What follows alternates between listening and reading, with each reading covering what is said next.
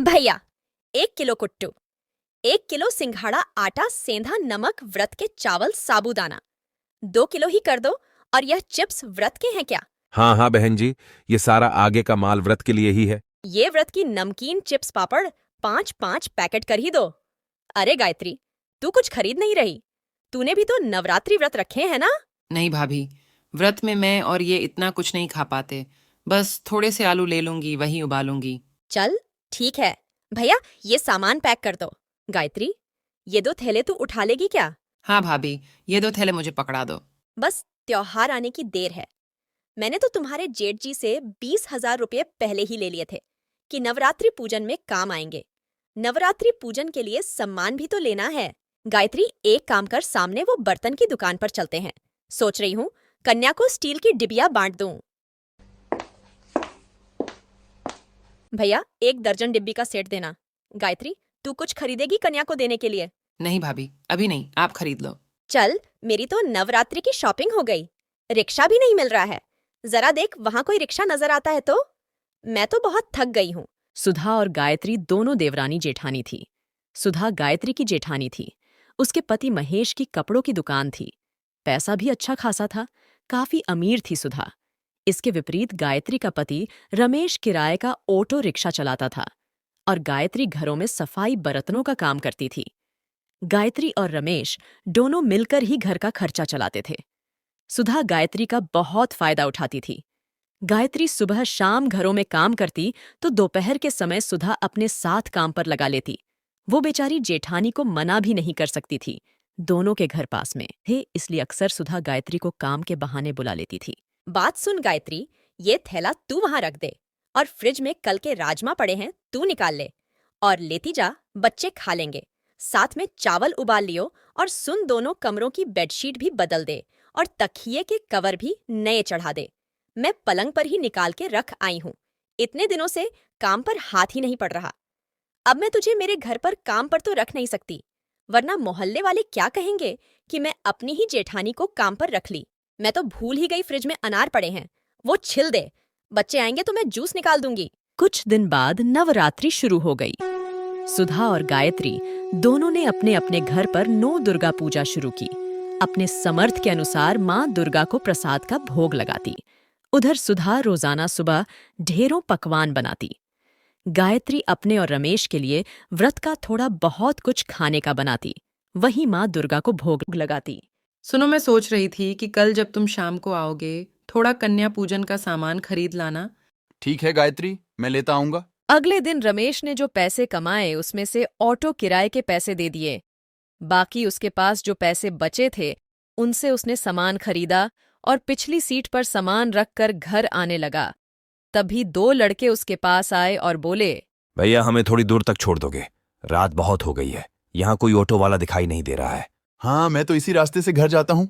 आइए, आपको छोड़ दूंगा। रमेश ने उन दोनों लड़कों को ऑटो में बैठा लिया।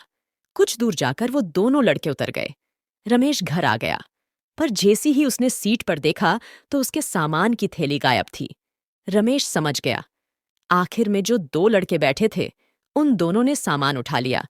रमेश अब कुछ नहीं कर सकता था। गायत्री भी परेशान हो गई कि कल कन्या पूजन के लिए सामान कैसे खरीदें। गायत्री के पास थोड़े और पैसे रखे थे। उन्हीं पैसों को मिलाकर कन्या पूजन का सामान ले आई।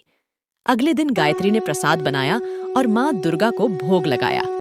कन्याओं को बुलाने के लिए जैसे ही बाहर गई, तभी उसकी जेठानी सुधा ने उसको आवाज लगाई। अरे गायत्री, जरा मेरी मदद कर दे, कंज के आ गई है। मैं बैठा लूं, उसके बाद तू ले जाना।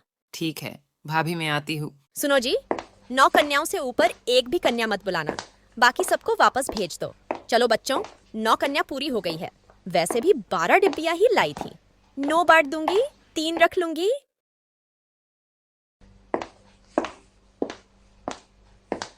गायत्री, तेरे दोनों बच्चों के लिए तो कंचक बची ही नहीं। कोई बात नहीं भाभी, मैंने घर में भी प्रसाद बनाया हुआ है। यहाँ कंजोकों को पूरा हो गया, बहुत अच्छी बात है।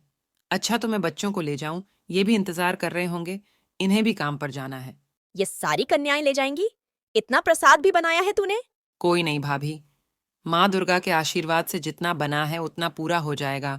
पर कन्याओं का खाली हाथ लौटाना सही नहीं।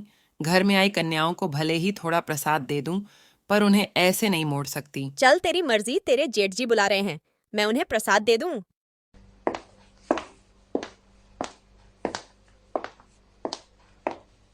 चलो बच्चों, अब तुम मेरे घर चलो।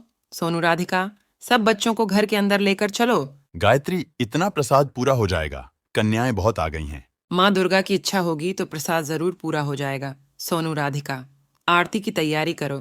गायत्री के दोनों बच्चे सोनू और राधिका माँ दुर्गा की आरती करते हैं। गायत्री और रमेश भी बच्चों के साथ आरती करते हैं। गायत्री माँ दुर्गा का नाम लेकर घर में आई सभी कन्याओं के लिए प्रसाद निकालती है। तभी कुछ साधु संत भी द्वार पर आ जाते हैं। बेटी, दुर्गा अष्टमी का दिन है, साधु बाबा को माँ दुर्गा का प्रसाद दो। गायत्री, द्वार पर साधु संत महात्मा आए हैं, कन्याओं के लिए भी प्रसाद निकालना है। अब सब कैसे होगा? हे दुर्गा माँ, आप तो अंतर्यामी हो। मैं आपका नाम लेकर प्रसाद सब में बांट रही हूँ। मेरे प्रसाद में बरकत देना। जय दुर्गा मैया। गायत्री की प्रार्थना माँ दुर्गा तक पहुंचती है। माँ दुर्गा अपने चमत्कार से गायत्री के द्वारा दुर्गा अष्टमी बनाए गए प्रसाद को बढ़ोतरी देती है। इधर गायत्री बर्तन में से हलवा पूरी चने निकालती तो उधर माँ दुर्गा अपने चमत्कार से बर्तनों को फिर से भर देती। गायत्री मन ही मन बहुत खुश थी। खूब अच्छे से गायत्री और रमेश ने कन्या पूजन किया। साथ ही सभी साधु संतों ने भर पेट प्रसाद खाया। सभी भोजन से तृप्त होकर गायत्री के परिवार को आशीर्वाद देकर खुशी खुशी गए। दुर्गा माँ, मैं सब जानती हूँ, ये सिर्फ आपके आशीर्वाद का फल है। आपके चमत्कार से मेरे बर्तन खाली ही नहीं हुए, प्रसाद से भरे रहे। सुनो जी, माँ दुर्गा की शक्ति अपार है। देखो, बर्तनों में अभी भी प्रसाद बाकी है। हाँ गायत्री, तुम ठीक कह रही हो। आज माँ दुर्गा ने कोई चमत्कार जरूर किया है, तभी तो थोड़ा सा प्रसाद इतना ज्यादा हो गया। सुनो, तुम और बच्चे मिलकर प्रसाद खाओ, तब तक मैं भाभी को भी थोड़ा सा प्रसाद देकर आती हूँ। गायत्री जब टिफिन भरकर प्रसाद सुधा के घर ले गई तो सुधा इतना प्रसाद देकर चौंक गई। गायत्री, तेरा थोड़ा सा प्रसाद इतना ज्यादा हो गया कि तू मुझे भी देने आ गई। ये तो बहुत चौंकाने वाली बात है। मैंने तो इतना ढेर सारा प्रसाद बनाया, फिर भी हम घर के लोगों को पूरा नहीं पड़ा। कुछ लोग प्रसाद मांगने आए तो मैंने खाली हाथ ही लौटा दिया। भाभी, सब माँ दुर्गा की कृपा से ही हुआ है। अच्छा, मैं चलती हूँ, आप सभी प्रसाद खा लेना। गायत्री सुधा को प्रसाद देकर घर लौट आती है। उसके दिन माँ दुर्गा के चमत्कार से सचमुच गायत्री के घर के भंडार भर गए। धीरे धीरे रमेश के काम में भी प्रगति हुई। अब उनकी हार्दिक स्थिति में भी सुधार होने लगा है। उन सब के पीछे एक ही वजह थी, और वो ये कि गायत्री ने निषाद स्वाद भावना से सच्चे मन से नवरात्रि व्रत किया और दुर्गा अष्टमी की पूजा की।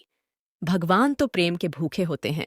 जो भी भक्त प्रेम और श्रद्धा से भगवान के नाम का पूजन करता है, भगवान उस भक्त से बहुत प्रसन्न होते हैं। कहते हैं माँ दुर्गा अपने भक्तों को कभी भी निराश नहीं करती। यदि उनकी पूजा सच्चे मन से की जाए तो वह भक्तों के सारे कष्ट दूर कर देती है और अपने भक्तों के घर में धन ध्यान और सुख समृद्धि की वर्षा कर देती है।